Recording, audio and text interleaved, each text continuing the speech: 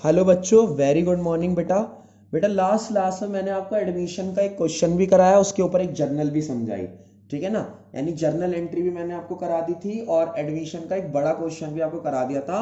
और मैं एडमिशन के आपको और भी क्वेश्चंस कराऊंगा। ठीक है, मैं आज एक बुक बच्चे से बुक लेके रख लूंगा जिससे मैं आपको क्वेश्चंस करा दूंगा। अब मेरी बात सुनो बेटा, आज मैं आपको एडमिशन ऑफ पार्टनर में कुछ चीजें सिखाने जा रहा हूं जिसमें बच्चे कॉमन गलती करते हैं। फुल फ्लैश क्वेश्चन में ही बच्चों की कुछ कॉमन गलतियां हैं, उनके बारे में मैं आपको सिखाने जा रहा हूं कि उनकी क्या गलती है, जिन गलतियों की वजह से काफी ज्यादा नुकसान हो रहा है।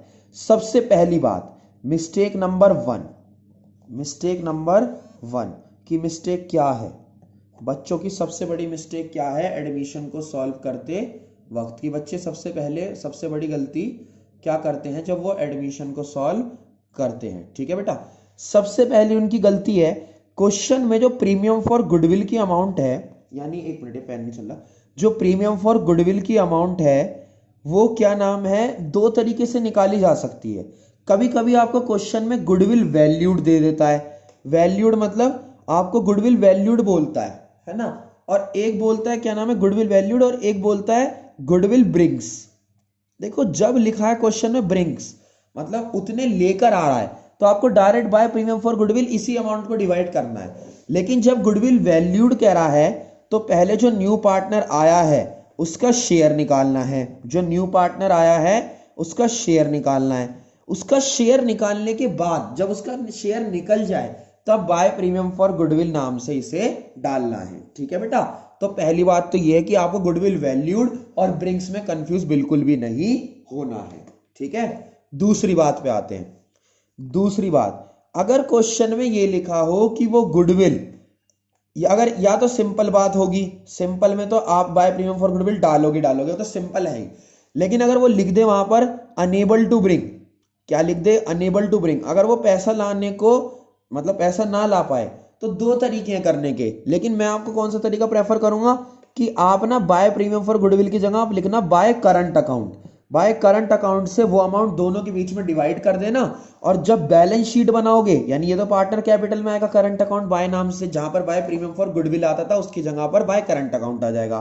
और बैलेंस शीट में क्या करना बेटा, बैलेंस शीट में यहां पर करंट अकाउंट को लिख देना। क्यों लिख देना बेटा करंट अकाउंट को, मेरी बात सुनो।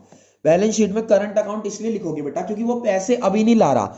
अगर वो अभी लाता है पैसे तब तो वो कैश में प्लस होते हैं। जब वो पैसे अभी लाता है तो वो तो कैश में प्लस होते हैं। लेकिन जब वो अभी पैसे नहीं ला रहा, इसका मतलब वो पैसे लेकर आएगा तो करंट अकाउंट से ही तो लाएगा। तो जब वो करंट अकाउंट से लेकर आएगा पैसे, तो क्या नाम है, बाद में कभी ना कभी देगा, तो हमारी बाद में क्या बन जाएगी बेटा, बाद में हमारी एसेट्स बन जाएगी। ठीक है, तो इसलिए हम करंट अकाउंट को बैलेंस शीट की एसेट साइड में लिख रहे हैं।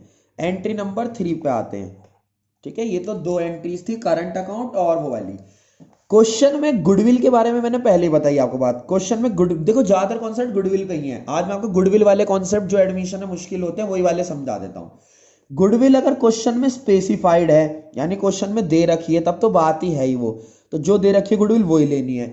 लेकिन अगर गुडविल के बारे में कोई ना कोई हिंट दे रहा है, इंफॉर्मेशन तो दे रहा है, मतलब कि सॉरी हिंट तो दे रहा है, गुडविल की बात कर रहा है क्वेश्चन में, गुडविल इतनी है उसे लानी है ऐसे कह रहा है, लेकिन गुडविल की वैल्यू गिवन नहीं है।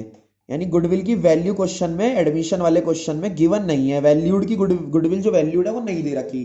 तो ऐसे केस में आपको वही निकालनी है, हिडन गुडविल। हिडन गुडविल पे मैंने 2-3 वीडियो बना रखी हैं। अगर हिडन गुडविल याद ना हो तो हिडन गुडविल वाला कॉन्सेप्ट पढ़ लेना, हिडन गुडविल यूज होगी आगे चल के। ठीक है बेटा, ये याद रखना, सही है। अब आगे सुनो, एक एंट्री आती है आपकी बिल ऑफ एक्सचेंज डिसऑनर्ड। मैं आपको कुछ बातें बताऊंगा दोनों क्लासेस में, आज भी और अगली क्लास में भी, important. Bills of exchange dishonoured, bills of exchange dishonoured. Dishonoured का मतलब क्या है? डिसऑनर्ड का मतलब यह है बेटा कि बिल ऑफ एक्सचेंज डिसऑनर हो गया तो क्या नाम है, उसका पार्टनर कैपिटल अकाउंट से कोई रिलेशन नहीं है, वो बैलेंस शीट में आएगा। कहां आएगा बेटा?